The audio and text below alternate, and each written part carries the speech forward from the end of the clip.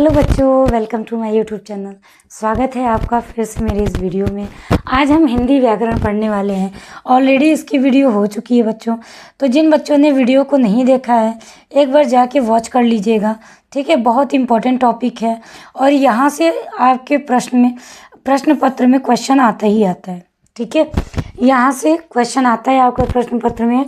आगे की इसकी एक दो वीडियो हो गई है, अगर आपने नहीं देखा है अभी तो जाके उसको देख लीजिएगा, ठीक है। आगे चलते हैं। सबसे पहले हम पढ़ेंगे रचना के आधार पे। हमने देखा था इसके पहले वाली वीडियो में, हमने ये ध्यान दिया था कि वाक्य को दो भागों में बांटा गया है, ठीक है। एक होता है अर्थ के आधार पे, एक होता है अर्थ के आधार पे। ध्यान से देखेंगे बच्चों, अर्थ के आधार पर, ठीक है। अर्थ के आधार पर कितने होते हैं? 8 होते हैं। अर्थ के आधार पे वाक्य कितने प्रकार के होते हैं? तो 8 प्रकार के होते हैं। फिर हमने देखा था रचना के आधार पर। किस पे? रचना के आधार पर। रचना के आधार पे वाक्य कितने प्रकार के होते हैं? तो हमने देखा 3 प्रकार के होते हैं। टोटल हम बोलें तो ये कितने हो गए? 11। 8 हो गए अर्थ के आधार पे और रचना के आधार पे 3। तो हमने अर्थ के आधार पे इसके पहले वाली जो वीडियो है वो हमने देखा था, ठीक है। आप उसमें देख लीजिएगा। आज हम पढ़ने वाले हैं रचना के आधार पर। रचना के आधार पर वाक्य 3 प्रकार के होते हैं: सरल वाक्य, संयुक्त वाक्य और मिश्रित वाक्य। आज हम इन्हीं के बारे में पढ़ने वाले हैं कि सरल वाक्य क्या होता है, संयुक्त वाक्य क्या होता है और मिश्रित वाक्य क्या होता है। एक एक करके डिस्कस करेंगे। आइए बात करते हैं सरल वाक्य। सरल वाक्य क्या होता है? जिन वाक्यों में एक उद्देश्य और एक विधेय होता है उन्हें सरल वाक्य कहते हैं। बहुत सिंपल तरीके से बताया गया है। सरल वाक्य क्या होता है? जिन वाक्यों में एक उद्देश्य। अब मैंने आपको बताया था कि उद्देश्य क्या होता है, तो उद्देश्य हमेशा कार्य करने वाला होता है, ठीक है, जो कर्ता होता है। कौन होता है बेटा? कर्ता। जो काम करने वाला होता है उसे ही तो कर्ता कहते हैं ना। तो एक कर्ता होगा और एक विधेय होगा, ठीक है, उन्हें सरल वाक्य कहते हैं। जैसे माँ खाना बना रही है, तो इसमें माँ ये क्या हो गया बेटा? ये उद्देश्य हो गया जिसे हम कर्ता कह रहे हैं, ठीक है। और खाना बना रही है ये हो गया विधेय। क्या हो गया? ये विधेय। समझ में आ गई बात? ठीक है। तो ये माँ जो है ये क्या हो गई? कर्ता। यानी मेन कार्य जो करने वाली है वो कौन है? माँ है।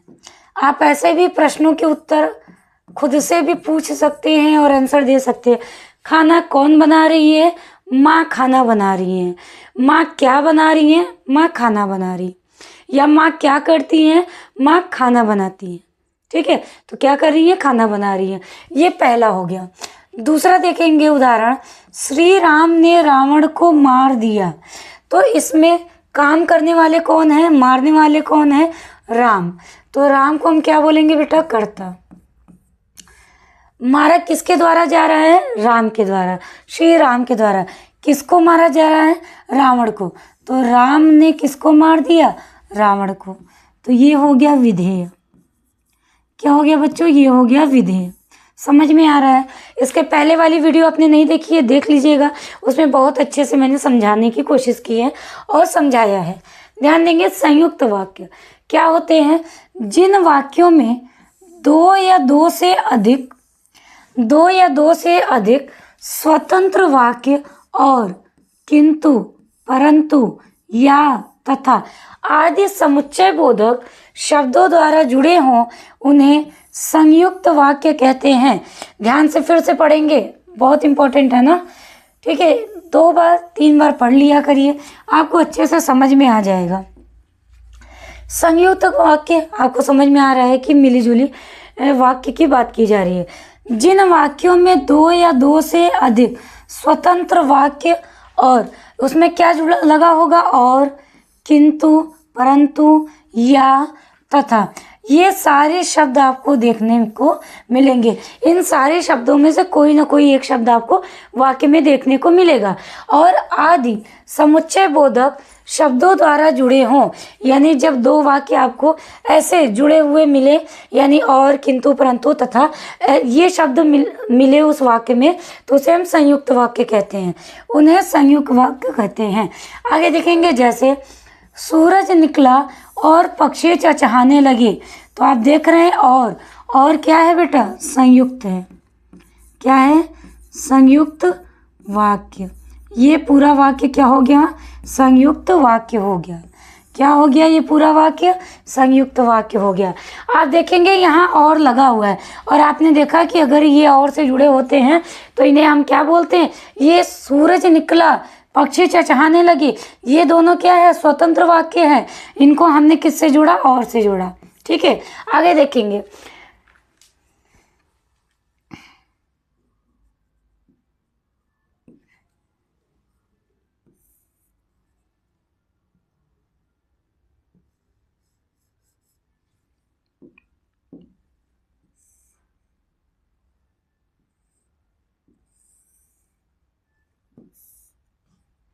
सभी बच्चे ध्यान से देखेंगे। बादल घिर आए थे किंतु हम समय पर स्कूल पहुंच गए। आप देखेंगे किंतु से इनको जोड़ा गया है। बादल घिर आए थे, ये एक अपने आप में ही स्वतंत्र वाक्य है। और दूसरा, हम समय पर स्कूल पहुंच गए, ये भी दो स्वतंत्र वाक्य हैं। क्या है ये? स्वतंत्र वाक्य हैं। क्या है बच्चों? स्वतंत्र वाक्य है। ठीक है, स्वतंत्र वाक्य है, और इसको किससे जोड़ा गया है? किंतु से। ठीक, तो ये हो गया हमारा संयुक्त वाक्य। मिश्रित वाक्य, जिस वाक्य में एक मुख्य या प्रधान उपवाक्य हो और अन्य उपवाक्य उस पर आश्रित हो, उसे मिश्रित वाक्य कहते हैं। आश्रित होने का मतलब होता है निर्भर होना। क्या होता है बेटा? निर्भर होना। यानी जो वाक्य है वो अन्य वाक्यों पर निर्भर होगा, उसे हम क्या कहेंगे? मिश्रित वाक्य कहेंगे। ध्यान देंगे, प्रधान वाक्य अपने आप में ही क्या होता है? कंप्लीट होता है, पूर्ण होता है। जैसे मेरे पास एक गुड़िया है जो बैटरी से चलती है। मेरे पास एक गुड़िया है जो बैटरी से चलती है, तो जो से इसको जुड़ा गया है, यानी बैटरी से तो चलती है। कौन? जो मेरे पास एक गुड़िया है। तो जो यहाँ पे जो लिखा हुआ है, इससे आप समझ जाएंगे कि ये मिश्रित वाक्य है। आगे देखेंगे, मुझे पता था कि तुम बाहर घूमने नहीं चलोगे। तो बाहर नहीं घूमने चलोगे, यहाँ देखेंगे कि ये भी मिश्रित वाक्य प्रेजेंट कर रहा है, प्रस्तुत कर रहा है। मुझे पता था अपने आप में ही कंप्लीट है। तुम बाहर घूमने नहीं चलोगे, तो तुम बाहर घूमने नहीं चलोगे, क्या था? मुझे पता था कि तुम बाहर घूमने नहीं चलोगे। ये हो गया मिश्रित वाक्य। आगे देखेंगे, हम बात यहाँ कर रहे हैं उपवाक्य की। तो उपवाक्य क्या होता है उसके बारे में हमें पता होना चाहिए। वे छोटे छोटे वाक्य जो समुच्चय बोधक शब्दों के द्वारा जुड़कर एक लंबा मिश्रित या संयुक्त वाक्य बनाते हैं, उन्हें वो उपवाक्य कहते हैं। उन्हें उपवाक्य कहते हैं। तो आप ध्यान दे रहे हैं कि क्या बोला जा रहा है? समुच्चय बोधक, यानी उनको आपस में क्या जोड़ा जा रहा है, समुच्चय बोधक किया जा रहा है। उसे ही हम क्या बोलते हैं? उपवाक्य कहते हैं। दो छोटे छोटे वाक्य को आपस में समुच्चय बोधक शब्दों के द्वारा जोड़ा जाता है, तो उसे हम क्या बोलते हैं? उपवाक्य के प्रकार। उपवाक्य के कितने प्रकार होते हैं वो भी देख लीजिए। उपवाक्य के दो प्रकार होते हैं। उपवाक्य के दो प्रकार होते हैं। पहला मुख्य या स्वतंत्र उपवाक्य, दूसरा गौड़ या आश्रित उपवाक्य। उपवाक्य के कितने प्रकार होते हैं? उपवाक्य के दो प्रकार होते हैं। कौन कौन से होते हैं? एक तो हो गया मुख्य या स्वतंत्र उपवाक्य, दूसरा गौड़ या आश्रित उपवाक्य। आश्रित का मतलब मैंने बता दिया। आश्रित का मतलब होता है निर्भर होना। ठीक है, अब यहाँ से हम क्वेश्चन करेंगे। पर हमने पढ़ लिया कि वाक्य कितने प्रकार के होते हैं, तो हमने ये देख लिया कि वाक्य जो हैं वो कितने प्रकार के होते हैं। वाक्यों का वर्गीकरण जो था 2 तरीके से करते हैं। एक होता है अर्थ के आधार पे, एक होता है रचना के आधार पे। अर्थ के आधार पे वाक्य जो है वो कितने प्रकार के होते हैं, 8 प्रकार के होते हैं। रचना के आधार पे कितने होते हैं, 3 प्रकार के होते हैं। कौन कौन से, सरल वाक्य, संयुक्त वाक्य और मिश्रित वाक्य। और 1 बाय 1 हमने उसका परिभाषा भी देख लिया। अब हम देखेंगे यहाँ से क्वेश्चन, किस प्रकार के क्वेश्चन आते हैं। तो बहुविकल्पी के तरीके के प्रश्न आते हैं यहाँ से। निम्नलिखित प्रश्नों में सही विकल्प का चयन कीजिए। सही विकल्प आपको चुनना है, जो सही है उसी पे आपको टिक करना है। ठीक है, आगे देखेंगे। मूर्ति की आंखों पर एक चश्मा रखा था जो सरकंडे से बना था। जो किससे बना था, सरकंडे से बना था। तो अब आप इसको ध्यान से देखेंगे कि ये कौन सा वाक्य है। तो अभी मैंने बताया कि जिस भी वाक्य में आपको जो दिखने को मिल जाए, जो देखें आप, ठीक है, कि जो शब्द वहाँ पे है, कौन सा है, जो शब्द, वो वाक्य कौन सा वाक्य होता है, मिश्रित वाक्य। कौन सा वाक्य होता है बच्चों, मिश्रित वाक्य। तो इसमें जो मिश्रित वाक्य ये बिल्कुल सही हो जाएगा। समझ में आया। ठीक है, ऑप्शन दिया था मिश्रित वाक्य, संयुक्त वाक्य, सरल वाक्य और कठिन वाक्य। तो ये तीनों नहीं है, इसमें से जो सही हो जाएगा वो क्या है, मिश्रित वाक्य। ठीक है बच्चों, ठीक है। अब मुझे लग रहा है कि आपको समझ में आ रहा होगा। कहीं पे कोई दिक्कत हो तो कमेंट बॉक्स में मुझे राइट करके बता दीजिएगा। बट इतनी सरल भाषा में मैं बता रही हूँ तो मुझे लगता है कि आपको समझ में आ रहा है। ठीक है, वीडियो समझ में आ रही हो, अच्छा लग रहा हो तो वीडियो को एक बार लाइक कर दीजिएगा, चैनल को सब्सक्राइब कर दीजिएगा अगर आप पहली बार चैनल पे आए हैं तो, और अपने फ्रेंड्स के साथ शेयर कर दीजिएगा। ठीक है, और कमेंट करना ना भूला करिए, ज़रूर से कमेंट करके बताया करिए कि वीडियो आपको कैसी लगती है।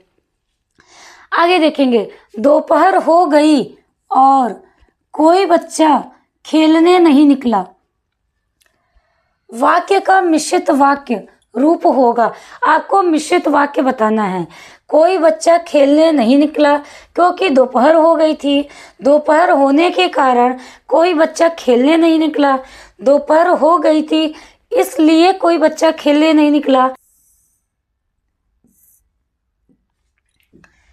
देखेंगे, क्योंकि दोपहर हो गई थी इसलिए कोई बच्चा खेलने नहीं निकला। इसमें से आपको सही विकल्प का चयन करना है। फटाफट से इसको देखेंगे और इसका आंसर करेंगे। ठीक है, तो देखेंगे कि इसमें दिया गया है कोई बच्चा खेलने नहीं निकला क्योंकि क्या हो गया था, दोपहर हो गई थी। तो क्योंकि से जोड़ा गया है, तो ये कौन सा, ये पहला आंसर हो गया। ठीक है, क्वेश्चन था दोपहर हो गई और कोई बच्चा खेलने नहीं निकला, मिश्रित वाक्य बोला गया था, तो हमने यहाँ पे लिखा कोई बच्चा खेलने नहीं निकला क्योंकि दोपहर हो गई थी। तो यही आपका पहला आंसर जो है वो सही होगा। बाकी के ये तीनों जो हैं वो क्या हो जाएंगे, गलत हो जाएंगे। ठीक है, आगे देखेंगे। बेटिकट बस से उतर जाएं। वाक्य का मिश्र वाक्य में रूप होगा, क्या होगा। पहला दिया है जिनके पास टिकट नहीं है वे बस से उतर जाएं। वे बस से उतर गए जिनके पास टिकट नहीं है। बिना टिकट वालों को बस से उतरना होगा। इनमें से कोई नहीं। इसी का आंसर आपको देना है। ठीक है, तो बेटिकट दिया हुआ है, जिनके पास टिकट नहीं है वे बस से उतर जाएं, ये आंसर बिल्कुल सही होगा। बाकी के जो ये 3 हैं ये क्या हो जाएंगे, गलत हो जाएंगे। समझना है, धीरे धीरे क्वेश्चन करते करते आपको समझ में आ जाएगा कि हमें कहाँ पे कौन सा वाक्य देखना है, वो किस रूप का है। ठीक है, तो यहाँ दिया हुआ है बेटिकट बस से उतर जाए। वाक्य का मिश्र वाक्य में रूप होगा जिनके पास, बेटिकट का मतलब क्या है, जिनके पास टिकट नहीं है। जिनके पास टिकट नहीं है वे बस से उतर जाएं, ये आंसर आपका बिल्कुल सही हो जाएगा। आगे देखेंगे। आह, अब वह न रहा। अर्थ के आधार पर वाक्य के भेद बताइए। आह क्या है बेटा, मैंने आपको बताया था कि अर्थ के आधार पर कितने प्रकार के वाक्य होते हैं, 8 प्रकार के होते हैं। कौन कौन से होते हैं, 8 प्रकार के होते हैं। फटाफट से एक बार रिवाइज कर लेंगे। विधानवाचक, निषेधवाचक, प्रश्नवाचक, इच्छावाचक, संदेहवाचक, संकेतवाचक, आज्ञावाचक और विस्मयवाचक, यही होते हैं ना, हमने यही देखा था। तो अब यहाँ पे हमें दिया गया है आज्ञावाचक, जिसमें आज्ञा दी जाएगी, प्रार्थना किया जाएगा, उसे हम आज्ञावाचक कहते हैं। संकेतवाचक यानी जिस पे इशारा किया जाएगा। विस्मयवाचक ये थोड़ा सा लग रहा है, ठीक है। इच्छावाचक जिसमें इच्छा जताई जाएगी, तो यहाँ पे तो कुछ ऐसा लग नहीं रहा है। बात करते हैं विस्मयवाचक। आप देखेंगे यहाँ पे ये ऐसा साइन देखते ही आप समझ जाएंगे कि ये विस्मयादि बोधक का क्या है, चिन्ह है। तो यहाँ पे जो आंसर हो जाएगा वो क्या हो जाएगा, विस्मयवाचक। क्या हो जाएगा बच्चों, विस्मयवाचक, ठीक है। जिन वाक्यों से हर्ष, शोक, विस्मय, घृणा का बोध होता है उसे हम क्या कहते हैं, विस्मयवाचक। मैंने ऑलरेडी इसकी वीडियो अपलोड कर दी है, जिन बच्चों ने नहीं देखा है देख लीजिएगा। ये सभी का डेफिनेशन आपको वहाँ पे मिल जाएगा। यहाँ हम केवल एमसीक्यूज यानी बहुविकल्पी प्रश्न कर रहे हैं जो आपके एग्जाम में आते हैं। आगे देखेंगे, वह कब लौटेगा। वह कब लौटेगा, हमें क्या पता है कब लौटेगा, हमें प्रश्न से मतलब है, ठीक है। तो आप देखेंगे, अर्थ के आधार पर वाक्य के भेद बताइए।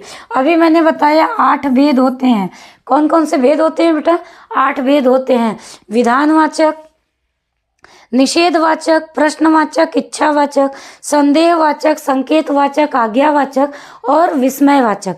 इतने ही होते हैं ना।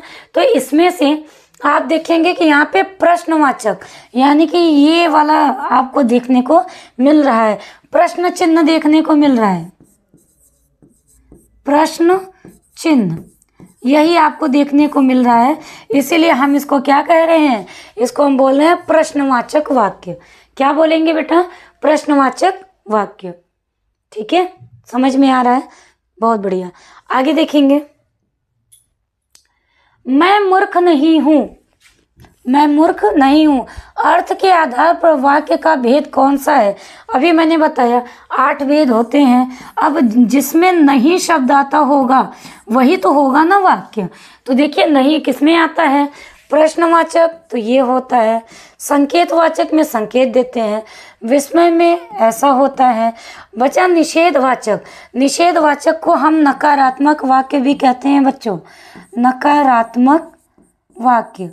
क्या कहते हैं, नकारात्मक वाक्य यानी ऐसा वाक्य जिसमें नहीं शब्द का प्रयोग किया जाता है, उसे नहीं शब्द का प्रयोग किया जाता है उसे हम निषेधवाचक या नकारात्मक वाक्य कहते हैं।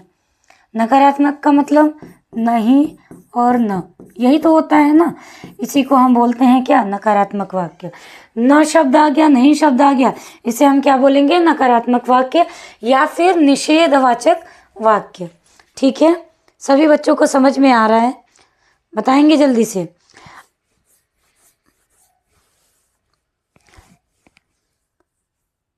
ठीक है, चलिए बच्चों आज के लिए हम इतना ही करते हैं, मिलते हैं कल की वीडियो में, ठीक है। कल फिर ऐसी ही वीडियो आपके सामने आएगी, टॉपिक दूसरा हो सकता है। वाक्य में भी अभी बहुत सारी चीज़ें हैं, अभी हमने वाक्य का स्वरूप पढ़ा है और भी बहुत सारे इसमें सब पॉइंट है, हम उसको पढ़ेंगे अगली वीडियो में, ठीक है। तो आपसे फिर से वही रिक्वेस्ट करना चाहूँगी कि जिन बच्चों ने वीडियो को अभी लाइक नहीं किया है या फिर चैनल को सब्सक्राइब नहीं किया है और शेयर नहीं किया है तो एक बार ज़रूर से शेयर कर देंगे। वीडियो अच्छी लगती है तो कमेंट बॉक्स में एक बार उसको लिख के बताएंगे, राइट कर देंगे कि आपको वीडियो मेरी कैसी लगती है। मिलते हैं नेक्स्ट वीडियो में, तब तक के लिए जय हिंद, जय भारत, गुड बाय।